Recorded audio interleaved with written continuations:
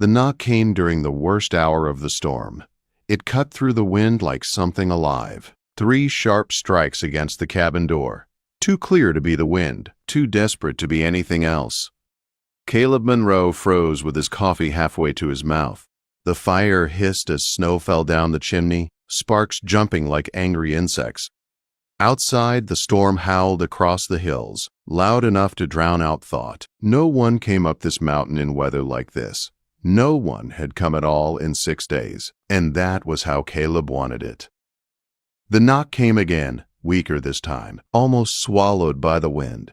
Caleb set the cup down slowly. His chair scraped the floor as he stood. He crossed the cabin in 4 long strides and pulled the door open without thinking. A woman collapsed across the threshold. Snow clung to her hair and lashes. Her coat was stiff with ice. In her arms, an infant screamed, a thin, cutting sound that sliced straight through Caleb's chest. The woman tried to speak, but only a broken breath came out. Then words followed, cracked and raw. "No one wants me, sir," she said, "but I can nurse the baby." Her eyes rolled back. Her body went limp. The child's cry rose higher, sharper, desperate in a way that made Caleb's hands shake. It was the same sound that had filled this cabin 2 winters ago, the same sound that had ended in silence. For a long second, Caleb just stood there. Snow blew past him into the cabin, white and endless. The storm pressed forward like it meant to claim what it had brought. Then the baby cried again, weaker this time. Caleb moved. He lifted the woman carefully. She weighed almost nothing, like she had already begun to fade. The infant thrashed against her chest, tiny fists punching the air, face red with cold and hunger. "Easy now," Caleb whispered, surprised to hear his own voice. "Easy." He carried them to the fire and laid them on the bare skin rug. The woman's lips were blue. Her skin felt wrong under his fingers, too cold, too still. The baby screamed until the sound broke into hoarse gasps. Caleb shut the door with his boot. The wind screamed once, then went muffled. The cabin fell into a tight, heavy silence broken only by the fire and the child. He crouched beside them, hands hovering, useless. He hadn't held an infant since the winter everything ended. He hadn't planned to ever do it again. The woman stirred. Her eyes fluttered open, unfocused and pleading. "You're wanted here," Caleb said, the words rough as gravel. He didn't know why he said it. Maybe he was trying to convince himself. Her eyes closed again. Morning came quiet and gray. Sarah woke to silence, the kind that followed violence or miracle, and she could not tell which one this was. Frost covered the windows. Wood smoke and coffee hung in the air. A heavy blanket lay tucked around her shoulders, not her own. Her heart jumped. Grace. Sarah bolted upright, panic clawing her chest. Then she saw her. The baby lay in a wooden crate lined with soft flannel, clean, warm, breathing. Grace's tiny chest rose and fell in steady rhythm. Someone had fed her, changed her, wrapped her the way Sarah had not been able to do in the storm. Sarah's hands shook as she reached out and touched her daughter's cheek. Warm, alive. The cabin door opened. A man stepped inside carrying an armload of firewood. He set it down without looking at her, movements careful and controlled, like a man who measured every motion. "Coffee's on the stove," he said. "Milk, too, if the baby needs it." "Thank you," Sarah said. Her voice came out small. She pushed herself up, holding Grace close. "I'll work. I can cook, mend, clean, whatever you need. I won't be a burden." He finally looked at her. His eyes were pale blue like winter sky, distant but not cruel. "You got a name?" he asked. Sarah Brennan. This is Grace." He nodded once. Caleb Monroe. Hoofbeats sounded outside. Caleb's jaw tightened. He moved to the window, shoulders stiffening. An older man dismounted from a gray horse, walking with the careful step of someone who knew pain well. He knocked twice, then opened the door without waiting. "Caleb!" The man stopped when he saw Sarah and the baby. His eyes moved between them, then back to Caleb. "Pal," he muttered. "Morning, Moses." Caleb said flatly. Moses pulled off his hat, snow falling from the brim. His face was weathered and serious. "Town's looking for her," he said quietly. "Deacon Pritchard stirred the churchwomen up. Says she stole provisions. Some are saying worse." Sarah's stomach dropped. She had known they would come. She just had not known how fast. Moses studied Caleb's face. "You keeping her?" "She's under my roof," Caleb said. "That's all anyone needs to know." Moses sighed and looked at Sarah with something close to pity. "Then you're choosing a hard road, son." "I know what turning her out means." Moses nodded slowly. "I'll keep my ears open, but Pritchard's got influence. And a mean streak when he thinks God's on his side." He left without another word. Sarah watched through the window as Caleb walked Moses to his horse. They spoke low. Then Moses rode away, shaking his head. Caleb went straight to splitting wood. His axe fell in a steady, angry rhythm. Sarah noticed the small grave marker beyond the barn, a wooden cross half buried in snow. No name she could see from here. She did not ask. Evening came cold and blue. Grace slept in the crate. Sarah stirred stew over the fire, careful not to intrude. Caleb sat whittling by the hearth, knife flashing in the firelight. "I didn't steal anything," Sarah said quietly. He did not look up. "Didn't figure you did." "The merchant's son," she continued. "Benjamin Walters. He said he'd marry me. Said we'd go to California. When I told him about the baby, he was gone by morning." Caleb's knife paused, then continued. "They called me a Jezebel," Sarah said. "Said I was unfit to raise a child. So I ran. I saw your light." Caleb set the knife down. For a long moment he stared into the fire. "My wife was named Elizabeth," he said. "Our daughter was Anna. Fever took them both. 3 days from first sign to the end." Sarah's chest tightened. "Built that cradle for nothing," he said. "Swore I'd never hold another child."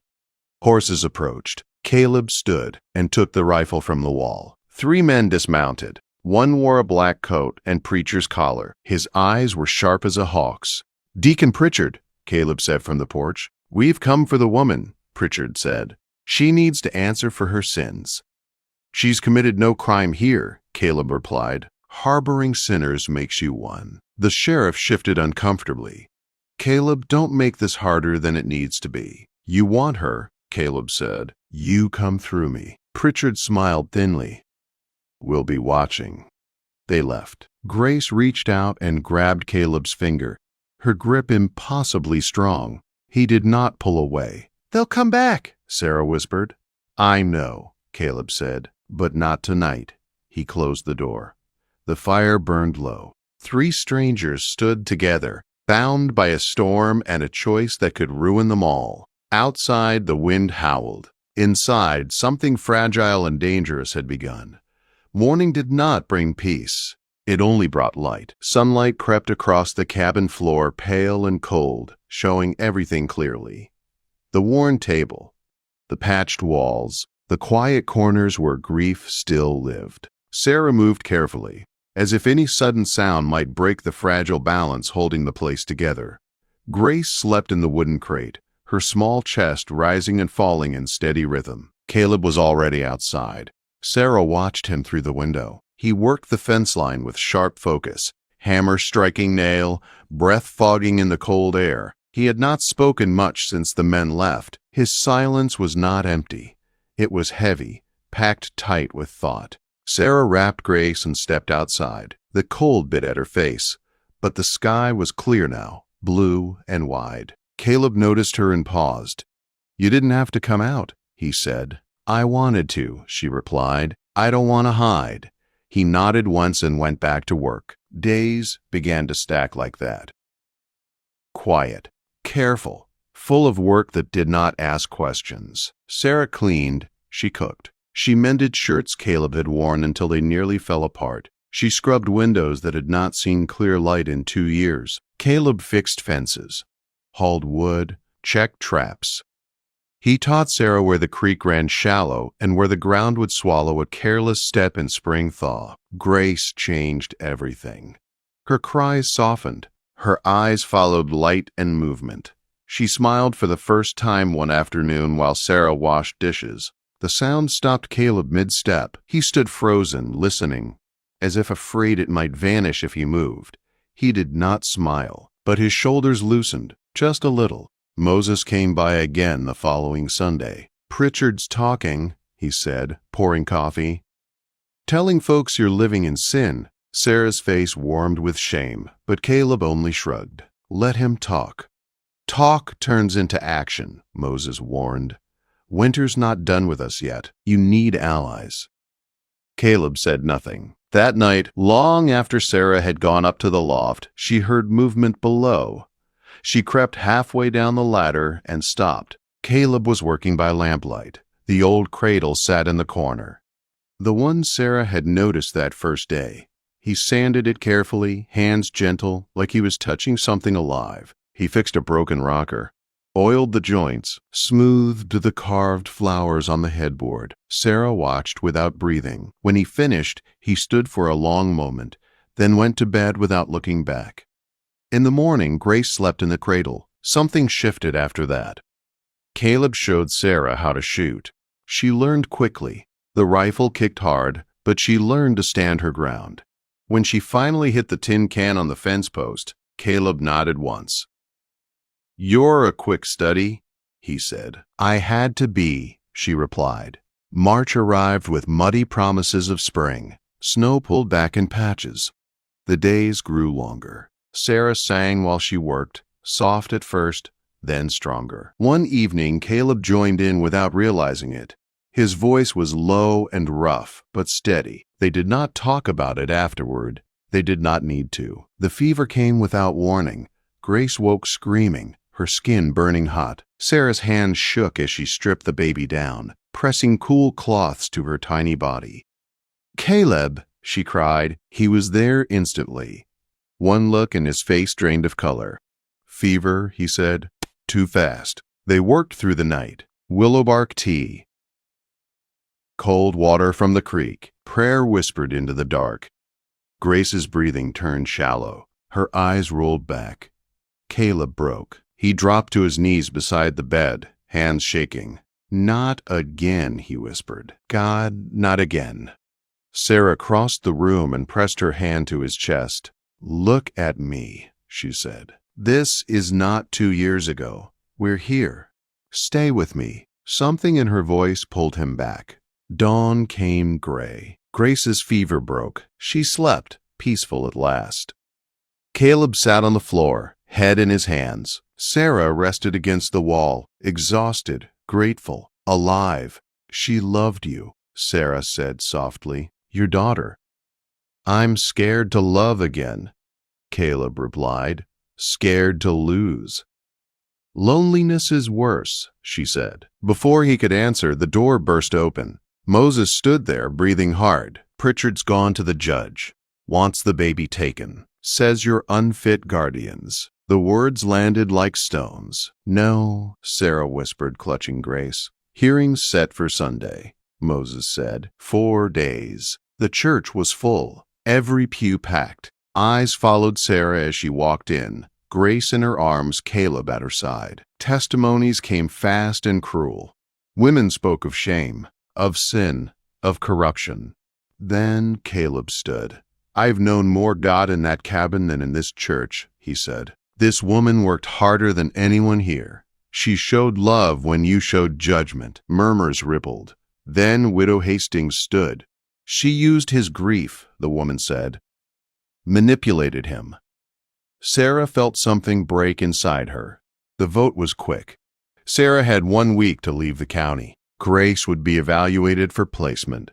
They rode home in silence. That night, Sarah wrote the note. Before dawn, she left.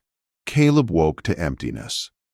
The cradle was bare. The note lay on the table. Something inside him snapped. He rode hard into the morning, chasing the only thing that had made him feel alive in 2 years. And he was not going to let it disappear into the cold again. Sarah had walked 3 miles before her legs began to shake. The road was hard with frost, rutted from wagons that had passed weeks ago. Grace slept against her chest, unaware that her world was shifting again.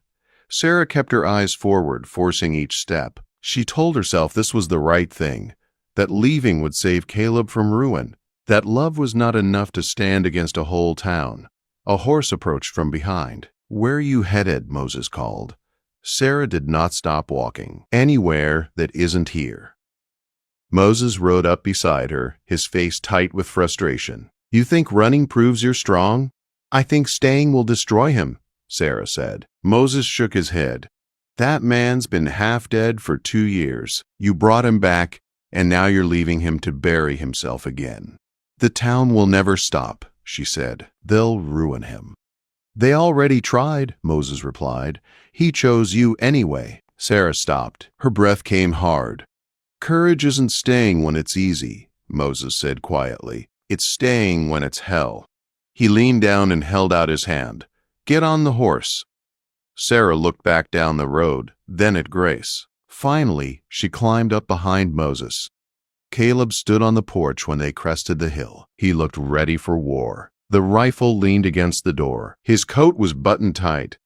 His eyes burned with purpose instead of grief. "We faced them together," he said when Sarah dismounted. "As family. I didn't want to ruin you," Sarah whispered. "Too late," he said. "I'd rather be ruined with you than dead alone." They came at noon. Deacon Pritchard arrived with Judge Wainwright, the sheriff, and half the town trailing behind like spectators at a hanging. Wagons lined the road. Voices whispered. Sarah stood beside Caleb on the porch, Grace in her arms. Moses stood at their side. Pritchard smiled like a man certain of victory. Judge Wainwright studied them quietly. He read the papers Moses handed him, testimonies, guardianship forms, statements from neighboring ranchers. "I'll marry her," Caleb said suddenly, "today if that's what satisfies you." The crowd went silent. Sarah stepped forward. "I don't need marriage to prove my worth," she said. "But I choose him. He saw me as human when you saw sin." The judge closed the folder. "The child stays with her mother," he said. "Mr. Monroe's character is sound. This hearing is finished." Pritchard exploded with anger, but the judge turned away. Some townsfolk left quickly. Others lingered, unsure. Spring came fast after that. Snow melted from the meadow. Wildflowers pushed through the ground like stubborn promises. The grave marker beyond the barn stood quietly, no longer alone. The wedding was simple. Moses spoke the words. Grace cooed in Sarah's arms. Caleb kissed his wife with care, giving her every chance to pull away. She did not. Life settled into something like peace. The cabin changed. It felt lived in now, warm. Grace took her first steps among the flowers. Caleb built her a room with windows facing the morning sun. Sarah planted a garden that grew strong and green. One evening, they stood together in the doorway. Smoke rose from the chimney. The past did not vanish, but it loosened its grip. Grace toddled toward them, laughing. Caleb lifted her high. Sarah laughed too, real and full. Some families were born. Others were built. This one had been forged in storm and judgment and choice, and it was there.